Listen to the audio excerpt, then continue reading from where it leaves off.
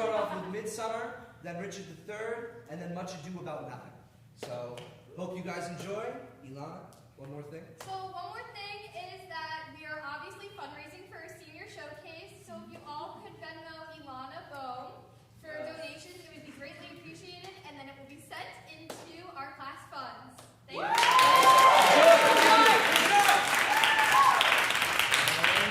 This is Midsummer. I'm Demetrius. And I'm playing Helena.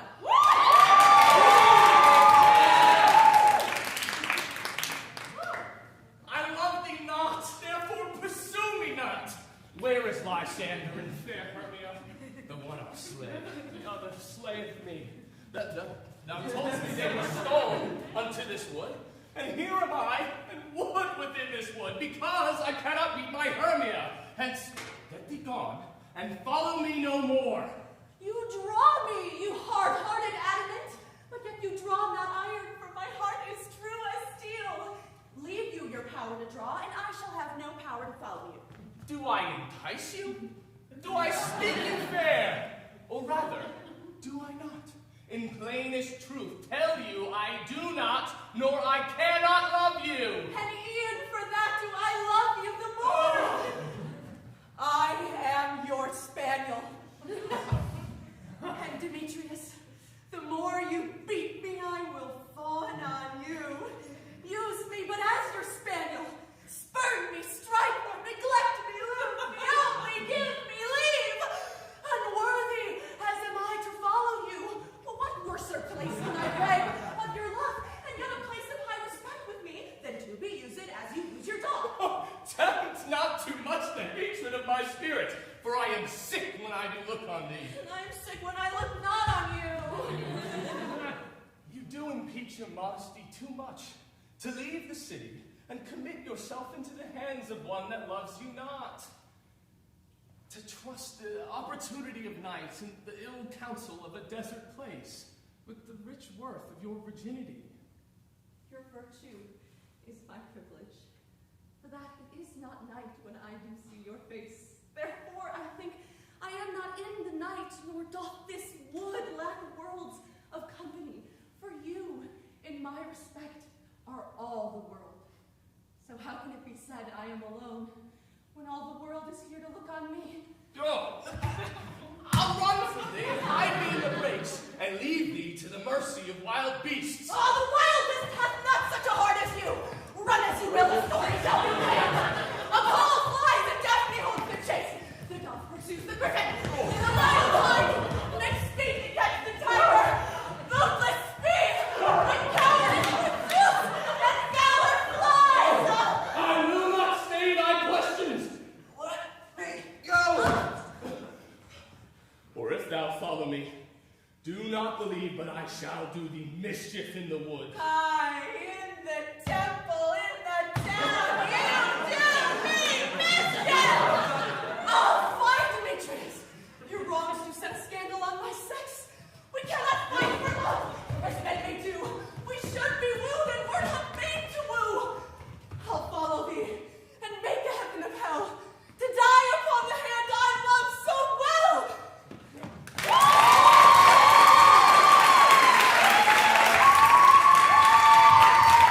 This is Midsummer. I'm playing Helena. I'm Lysander. Hermia! Demetrius!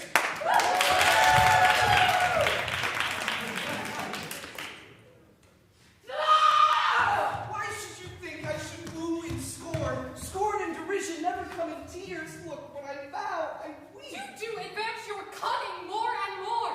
These vows are Hermia's. Will you give her or? I had no judgment when to her I swore. Nor none in my mind. Now you give her or? Demetrius loves her, and he loves not you. Oh, you!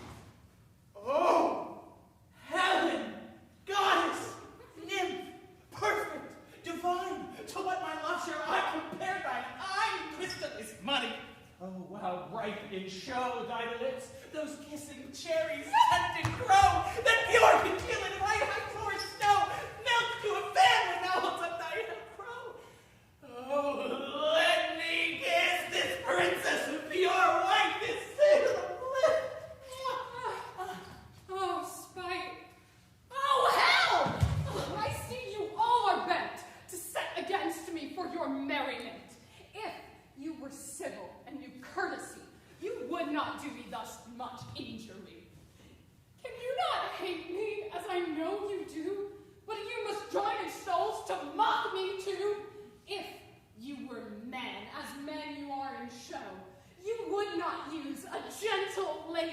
So, to vow and swear and superphrase my words when I am sure you hate me in your hearts.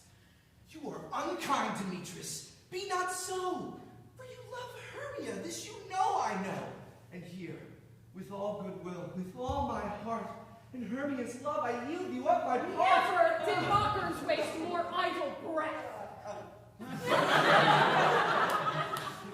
Thy say, keep thy Hermia. I will none. If e'er I loved her, all that love is gone. My heart to her, but as a guest-wise sojourn. But now, to Helen, it is home returned there to remain. Helen, it is not so. And disparage not the fate thou dost not know, lest to thy apparel thy avow it dear.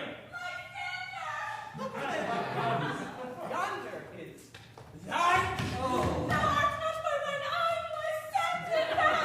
Mine ear, I think it brought me to thy sound. But why unkindly didst thou leave me so? Why should he, whom love doth press to go? What love could press Lysander from my side? Oh, Lysander's love that would not let him bide. Fair Helena, who more engilds the night than all yon fiery O's and eyes of light. Ho! Why seek'st thou me? Canst not this let thee know? The hate I bear thee made me leave thee so. Speak not as you think, this cannot be. Lo, she is one of this confederacy. Now I perceive they have conjoined all three to fashion this false sport in spite of me.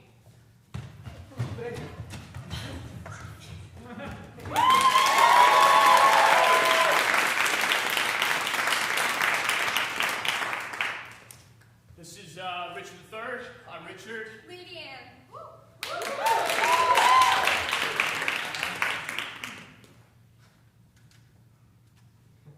Thou devil, for God's sake, hence and trouble me not.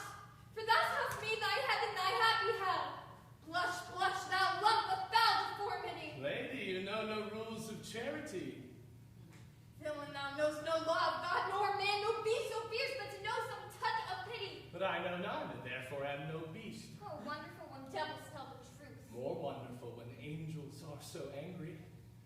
Vouchsafe divine perfection of a woman of these supposed crimes to quit myself. Vouchsafe diffused infection of a man, for these no crimes to curse thy cursed self. Fairer than tongue can name thee.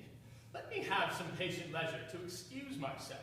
Fouler than heart can think thee, thou canst make no excuse courage but to hang thyself. By such despair I should accuse myself. And by despairing should thou stand excused for doing worthy vengeance on thyself, which didst unworthy slaughter upon others. Say I slew them not. Why that they are not dead. But dead they are, and devilish feed by thee. I did not kill your husband. Why that he is alive. Nay, he is dead, and slain by Edward's hand. In thou foul throat thou liest, Queen Margaret saw thou murderous dagger smoking in his blood. I was provoked by her slanderous tongue, which laid such guilt upon my guiltless shoulders. Thou wasn't provoked by thy bloody mind, which never dreamt on aught but butcheries. Didst thou not kill this king? I grant ye yea. Oh, he was gentle, mild, and virtuous. Fitter for the king of heaven that hath him. And thou art fit for any place but thy hell. Yes, one place else, if you will hear me name it. Some dungeon. Your bedchamber. Ill rest betide the chamber where thou liest. So will it, madam, till I lie with you. I hope so. I know so. But, gentle Lady Anne, to leave this keen encounter of our wits and fall somewhat into a slower method, is not the causer of the timeless deaths of these Plantagenets Henry and Edward as blameful as the executioner? Thou art the cause and most accursed effect. Your beauty was the cause of that effect. Your beauty, which did haunt me in my sleep to undertake the death of all the world, so I might live 1 hour in your sweet bosom. If I thought that, I tell thee homicide, these nails should rend that beauty from my cheek. These eyes could ne'er endure sweet beauty's wreck. You should not blemish it if I stood by. For night overshade thy day, death thy life.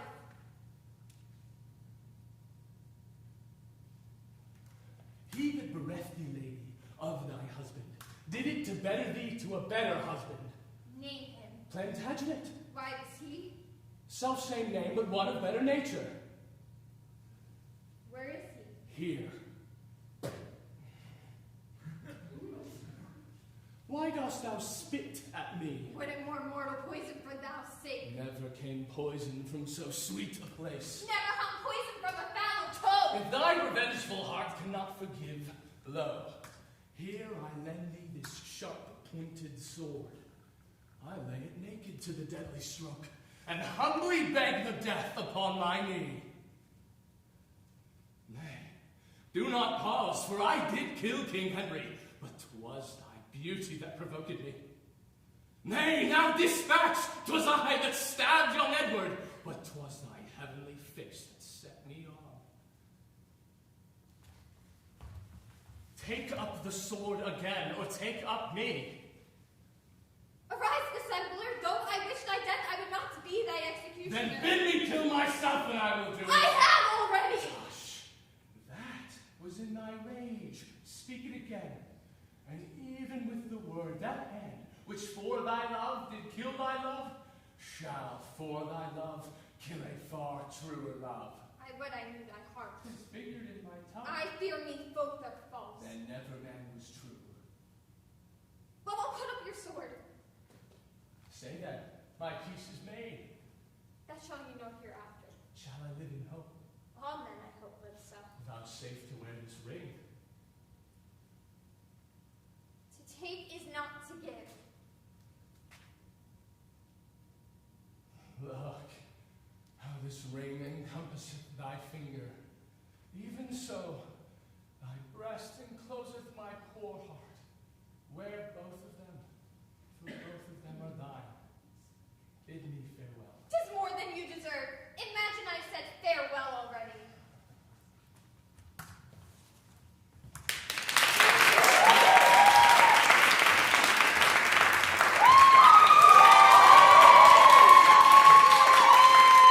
We are continuing on with Richard III. I am Richard III. I'm Buckingham.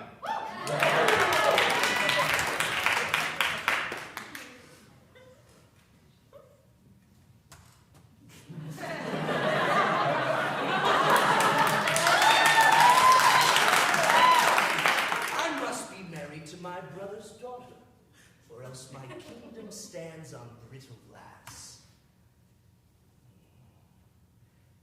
Murder her brothers, then marry her. Uncertain way of gain, but I am in. So far in blood that sin will pluck on sin. My lord, I have considered in my mind the late demand that you did sound me in. Well, let that pass. Knowst thou the Queen's son Dorset is fled to Richmond? I hear that news, my lord. My lord, I claim your gift, my due by promise, the earldom of Hereford, and the movables by which you promised it I should possess. What says, your highness, to my just demand? I do remember me, Henry VI did prophesy that Richmond should be king. A king. Perhaps. My lord. How chance the prophet could not at this time have told me, I being by, that I should kill him. My lord, your promise for the earldom. Richmond be damned. My lord. Aye, what's o'clock? I am thus bold to put your grace in mind of what you promised me. But what's o'clock? Upon the stroke of 10. Well, let it strike. Why let it strike? Because that, like a jack, thou keeps the stroke. Betwixt thy begging and my meditation, I am not in the giving vein today. Why then resolve me whether you will or no. Thou troubles me. I'm not in the vein.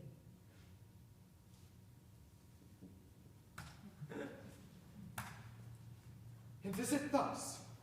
Rewards he my deep service with such contempt? Made I him king for this? Oh, let me think on safety and be gone to Brecknock where my fearful head is on.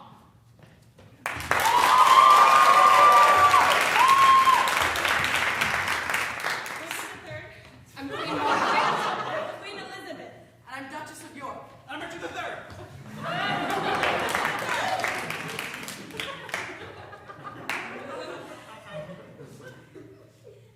Within these confines slyly have I lurked, to watch the waning of mine adversaries. Withdraw thee,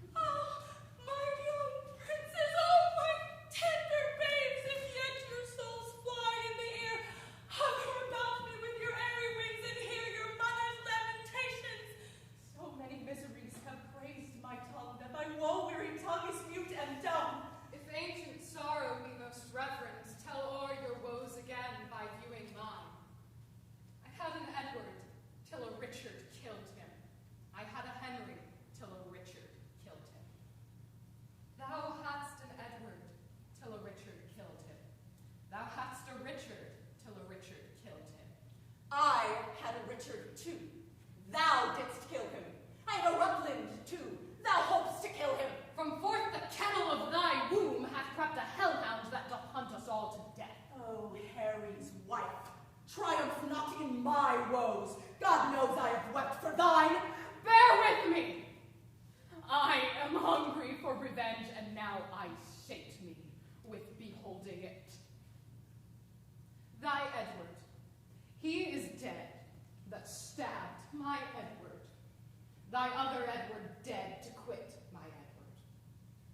Thy Clarence, he is dead that killed my Edward, yet Richard lives. Hell's foul intelligencer who sent them thither. But at hand, ensues his piteous and unpitied end. Earth gapes, hell burns, fiends roar, saints pray to have him suddenly conveyed away. Cancel his bond of life, dear God, I pray, that I may live to say the dog is dead.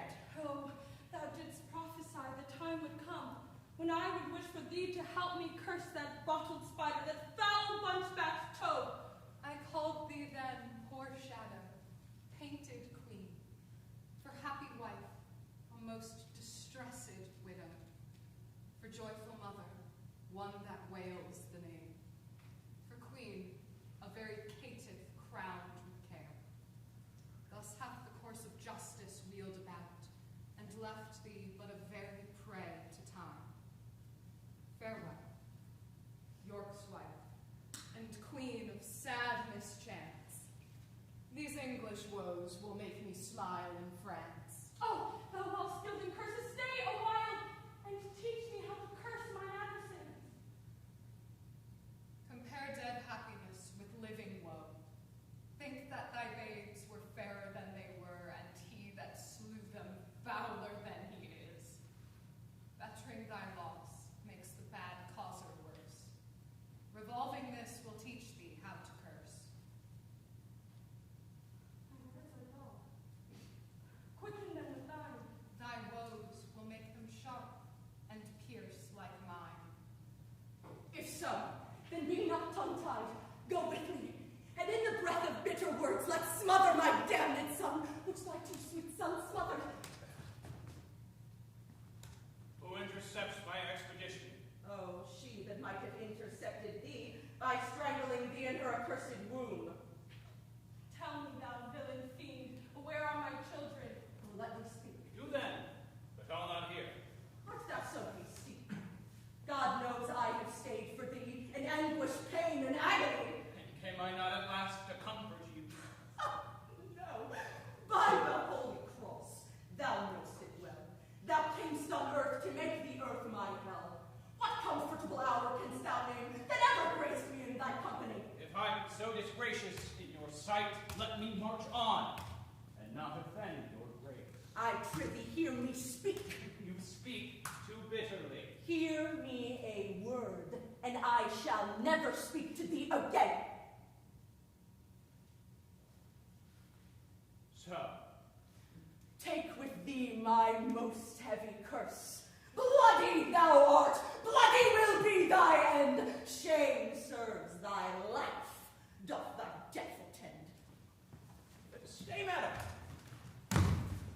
I must have a word with you. I have no more sons of the royal blood for thee to murder. As for my daughters, Richard, they shall be praying nuns, not weeping queens. Therefore love them not to hit their lives. You have a daughter called Elizabeth. Tell me, what state, what honor, what dignity can thou demise to any child of mine? Know that with my soul I love your daughter, and wish to make her queen of England. How canst thou woo her? And that, what I learn of you. Send to her by the man who slew her brothers a pair of bleeding hearts. Thereon engraved Edward and York. Then haply she will weep.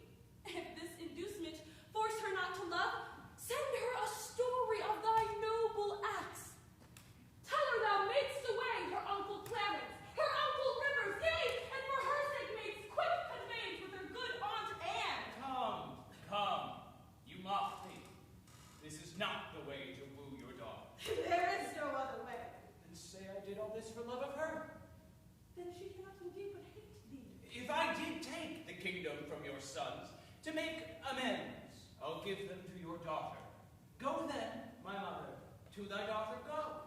Prepare her ears to hear a wooer's tale. What were I best to say to woo for thee? Say I shall love her everlastingly. But how long shall that title ever last? Sweetly in force until her fair life's end. But how long fairly shall her sweet life last? As long as heaven and nature lengthens So it. long as hell and Richard likes of it. Say I, her sovereign, or her subject love. But she, your subject, loathes such sovereignty. Your reasons are too shallow and quick. Oh no, my reasons are too deep and dead. Too deep and dead. Poor infants in their grave. Harp not on that string, madam. Harp That on it. is past. Harp on it still shall I, till heartstrings break. Then by the world I swear. 'Tis full of thy wrongs. Then by myself. Thyself misuses. Then my father's death. Thy life that's dishonored. Why then by God? God's wrong is most of all. What canst thou swear by now? The opposite. All planets of good luck to my proceedings, if with true love's heart I tender not thy beauteous princely daughter. Plead not what I have been, but what I will be. Not my deserts, but what I deserve. Shall I be tempted of the devil thus? Ah, if the devil tempt thee to do good, Shall I go win my daughter to thy will? and be a happy mother by the deed. I go. Write to me very shortly, and soon you will understand for me her mind. Ah. Bear her my true love's kiss, and so farewell.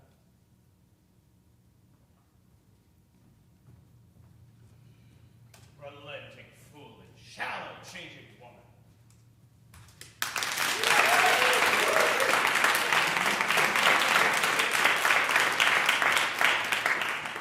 This is Richard III, and I'll be playing Richmond.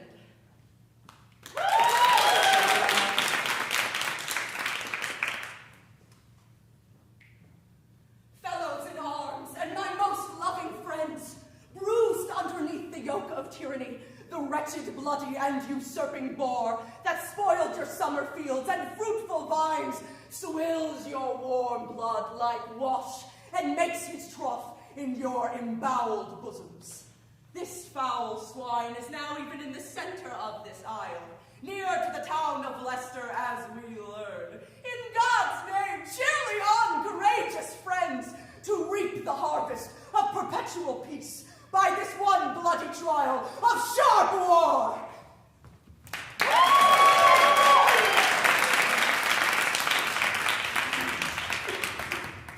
Hello, hello. This is Much Ado About Nothing. I'm Evan. I'm playing Brachio in Benedict number 2. Beatrice. Hira. Leonardo. Benedict number 1. First two scenes, Don John. One scene, Margaret. Rest of them, Far Iron. Don Pedro. Claudia.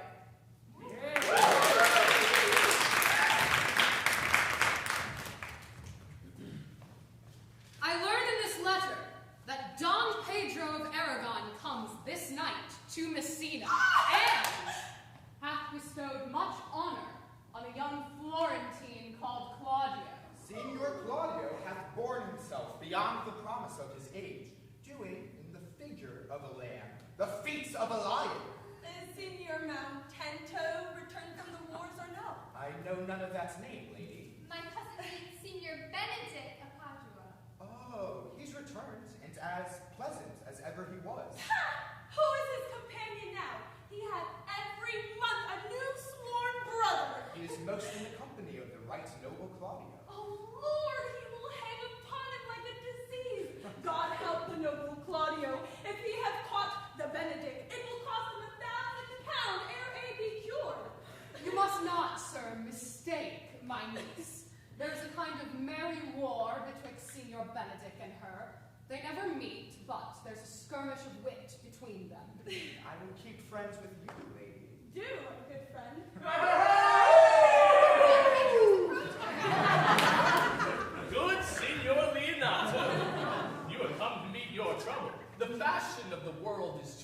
cost, and you encounter it.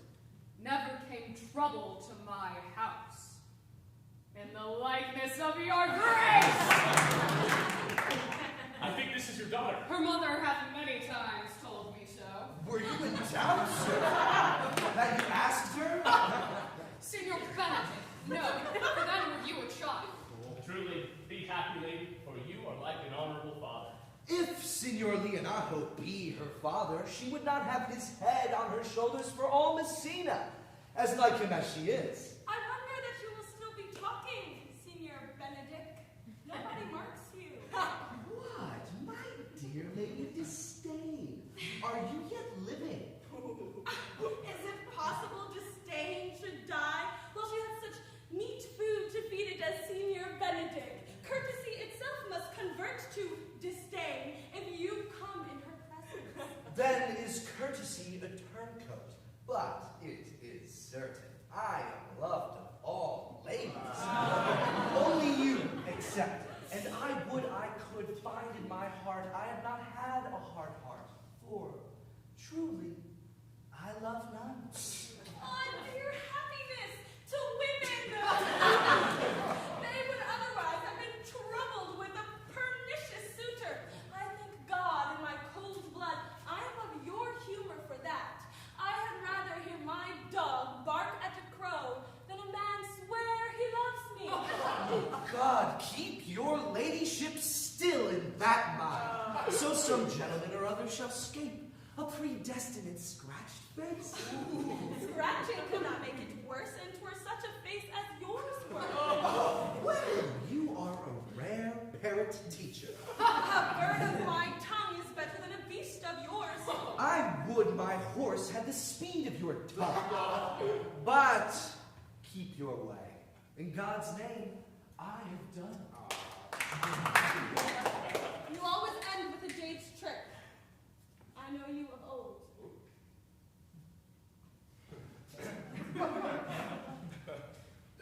Signor Claudio and Signor Benedict, my dear friend Leonato hath invited you all. I tell him we shall stay here at the least a month.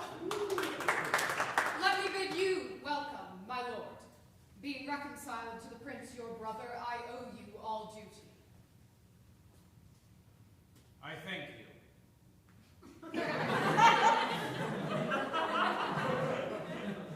I am not of many words. But I thank you. Pleases your grace to lead on. You and Leonato, we will go together. Benedict! Didst thou note the daughter of Signor Leonato?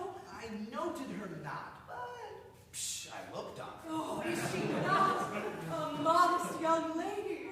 I pray thee speak in sober judgment. Why, your faith, methinks she's too low for a high praise, too plain for a fair praise, and too little for a great praise. And being no other but as she is, I do not like her.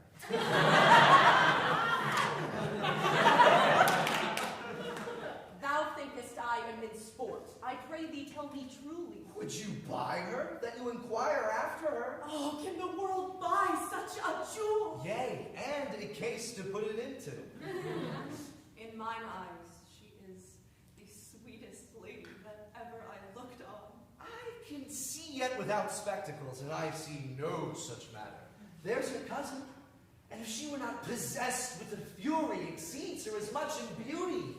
But I hope you have no intent to turn husband, have you? Oh, I would scarce trust myself if Hero would be my wife. Oh, is't come to this? Shall I never see a bachelor of threescore again? Gentlemen! What secret hath held you here that you followed not to Leonato? He's in love. With who? That is your grace's part. With, mark how short his answer is. With Hero, Leonato's short daughter. Amen. If you love her, for the lady is very well worthy. Ha! Benedict! Thou wast ever an obstinate heretic in the despite of beauty. That a woman conceived me, I thank her. That she brought me up. I likewise give her most humble thanks. But for all that, I will forever live a bachelor. I shall see thee ere I die. Look pale with love. With anger, with sickness, or with hunger, my lord, not with love. In time the savage bull doth prepare the oath. The savage bull may, but I will never. Examine your conscience, and so I leave you. Claudio, if thou dost love the fair hero, cherish it. I know we shall have reveling tonight. I will break with her, and with her father, and the conclusion will be, she shall be thine. In practice, let us put it presently. Come, away.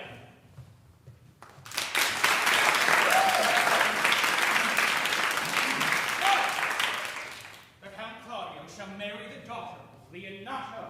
Yea, my lord, but I can cross it. Any cross, any impediment will be medicinable to me. I am sick in displeasure to him. How canst thou cross this marriage? Not honestly, my lord, but so covertly that no dishonesty shall appear in me. Show me briefly how. I think I told your lordship of years since how much I am in the favor of Margaret, the waiting gentlewoman to Hero. I remember. I can, at any unseasonable instant of the night, appoint her to look out at her lady's chamber window. What life is in that to be the death of this marriage? The poison of that lies in you to temper. Go you to the prince, your brother, and to Count Claudio. Tell them that you know that Hero loves me. Then draw them alone to see me at Hero's chamber window. Hear me call Margaret Hero, and bring them to see this, the very night before the intended wedding. I will put it in practice. To despite him, I will endeavor anything. Be cunning in the working of this, and thy fee is 1,000 ducats. Be you constant in the accusation, and my cunning shall not shame me.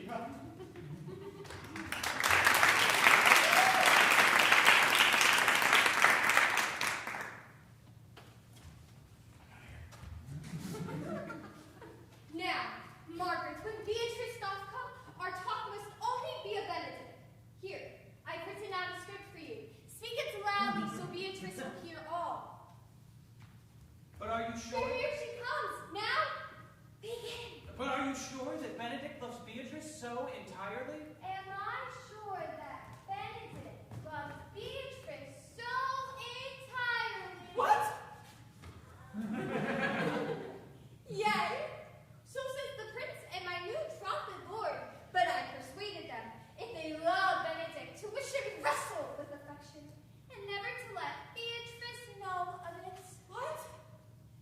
Oh, Donna, I know the gentleman deserves a full and fortunate bed, and all that may be yielded to a man. Yeah. But nature never framed a woman's heart of prouder stuff than that of Beatrice.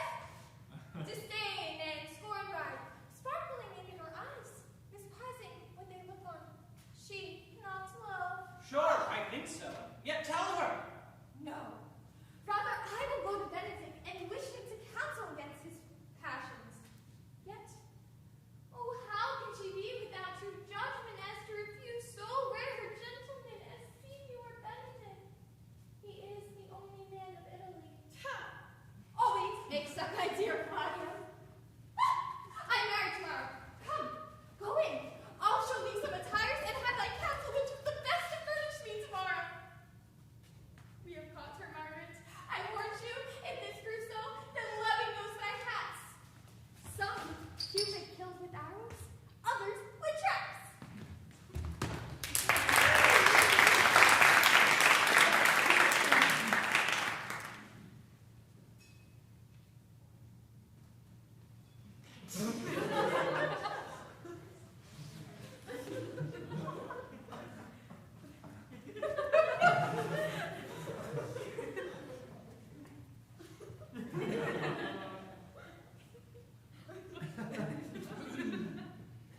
You come hither, my lord, to marry this this lady. No. To be married to her, friar, you come to marry her. You come hither, my lady, to be married to this count. I do. If either of you know either inward impediment why you should not be conjoined, I charge you on your souls to utter it. Know you any, hero? None, my lord. Know you any count? I dare make this answer, none. Stand thee by, friar.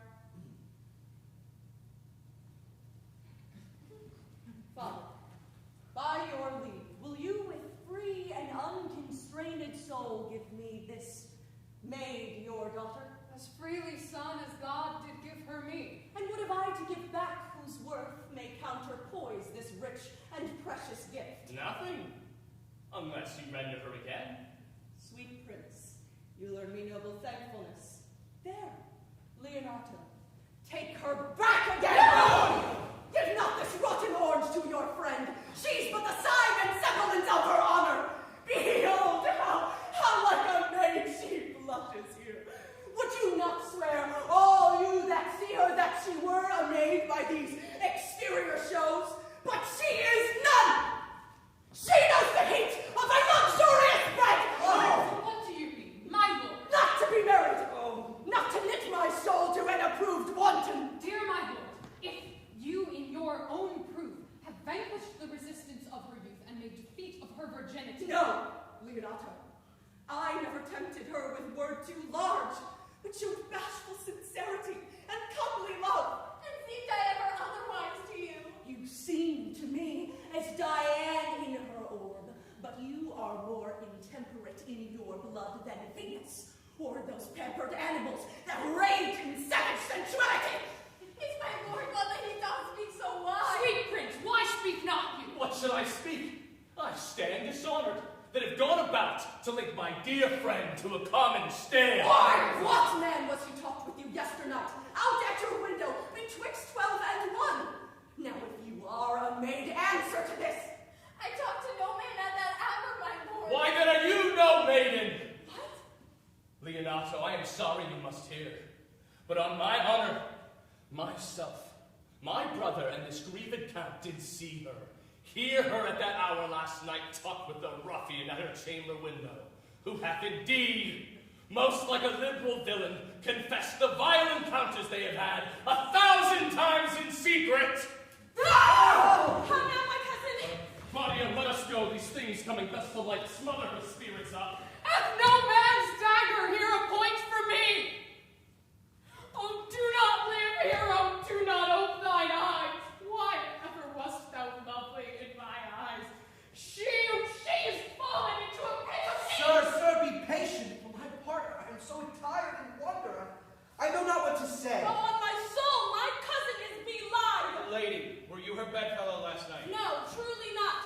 Although, until last night, I have this 12 months been her bedfellow. Confirmed! Confirmed! Would the two princes lie and Claudia lie? Hands from her! Let her die! Hear me a little.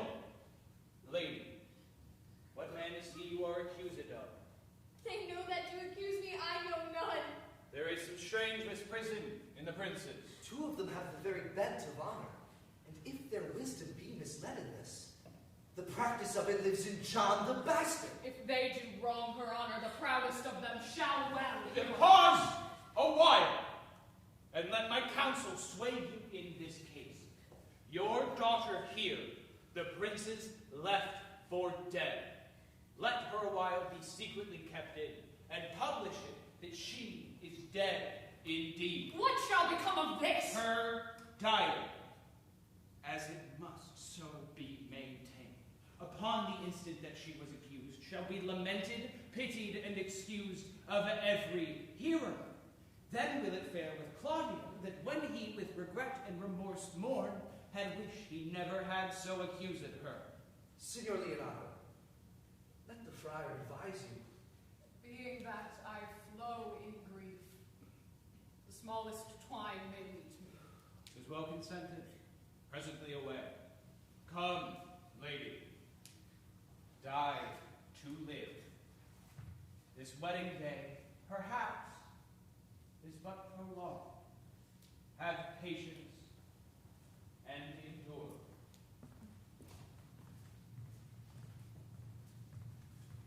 Lady Beatrice, have you wept all this while? Yea, and I will weep a while longer. I will not desire that. You have no reason, I do it freely. Surely I do believe your fair cousin is wronged. How much might the man deserve of me that would right her? Is there any way to show such friendship? A very even way, but no such friend. I do love nothing in the world so well as you. Is not that strange? The strange is the thing I know not. It were as possible for me to say I love nothing so well as you. But believe me not, and yet I lie not. I confess nothing, nor I deny nothing. I am sorry for my cousin. By my sword, Beatrice, thou lovest me. Oh, I then God forgive me. What offense, sweet Beatrice? You have stayed me in a happy hour. I was about to protest I loved you. Do it with all thy heart.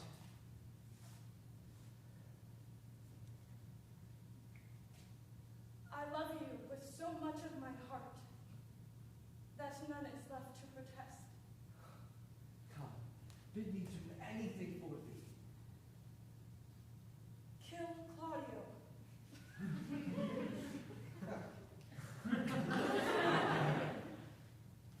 Not for the wide world. You kill me to deny it. Farewell. Tarry, sweet Beatrice. God, no, I am here. There is no love in you. Nay, I pray you let me go. Beatrice, In faith, I will go. we'll be friends first. You dare either be friends with me than fight with mine enemy. Is Claudio thine Is enemy? he not approved in the height a villain that hath slandered, scorned, dishonored my kinswoman? What? Bear her in hand until they come to take hands, and then with public accusation, uncovered slander, unmitigated rancor. Oh, God, that I were a man! I would eat his heart in the marketplace! Hear me, Beatrice. Sweet hero, she is wronged, she is slandered, she is undone. Beatrice, Oh, that I were a man for his sake, or that I had any friend would be a man for my sake. But manhood is melted into courtesies and valor into compliment. And as I cannot die,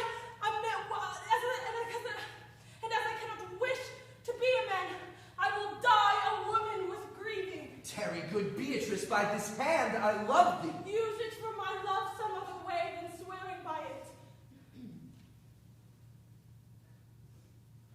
Think you in your soul that Count Claudio hath wronged Hero? Yea, as sure as I have a thought or a soul. Enough. I am engaged. I will challenge him. Go. Comfort your cousin. I must say she's dead. And so, farewell.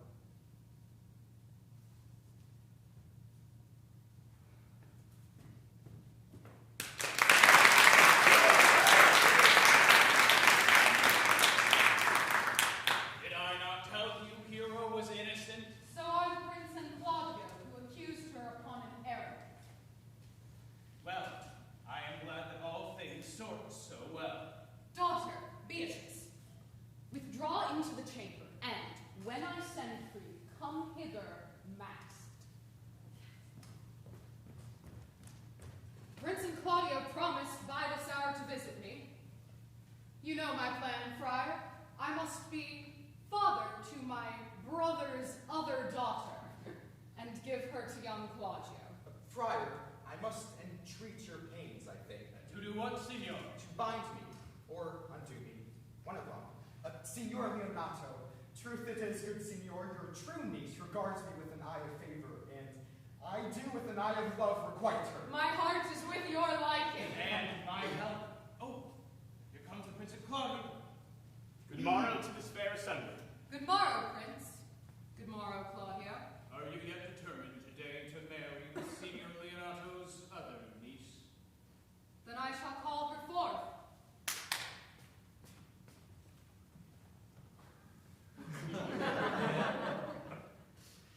Which is the lady I might seize upon? This same is she, and I do give you her.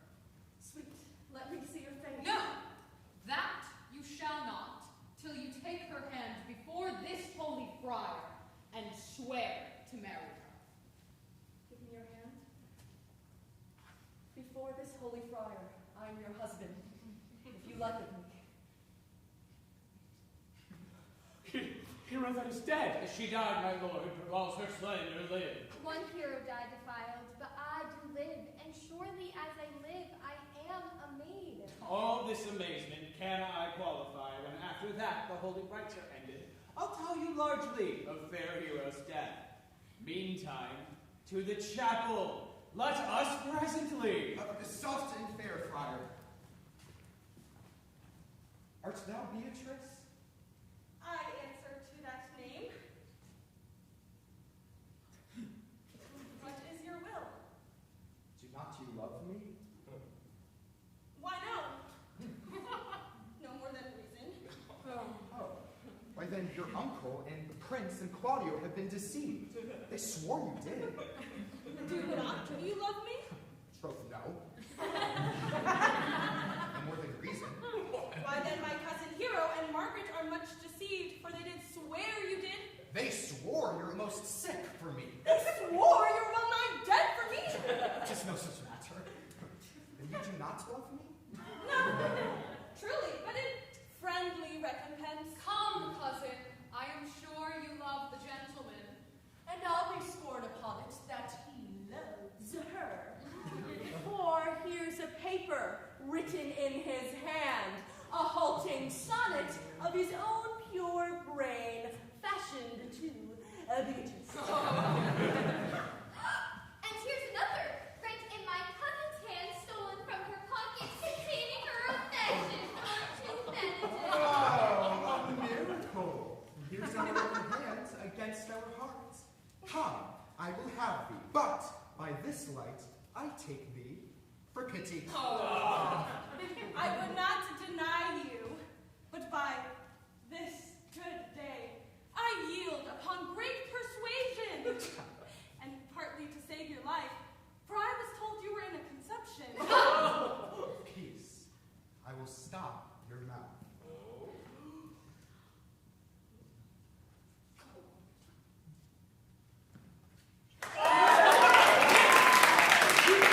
How dost thou benedict the married man? I'll tell thee what, Prince, a college of witchcrackers cannot flout me out of my humor. Since I do purpose to marry, never flout at me for what I said against it.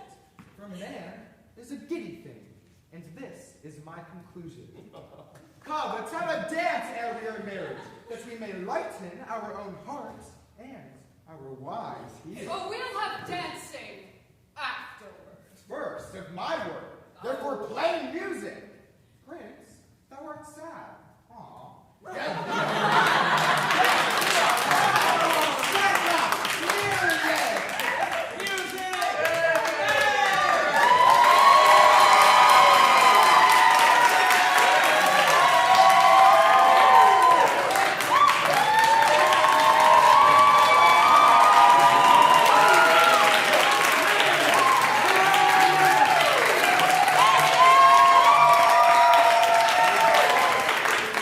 Thank you guys so much for coming out again. I don't care about us anymore. Let's go. I'm getting with money! Again, donations can be sent to Ilana Bohm, where they will make their way back to our class thing. Thank you guys so much for coming out.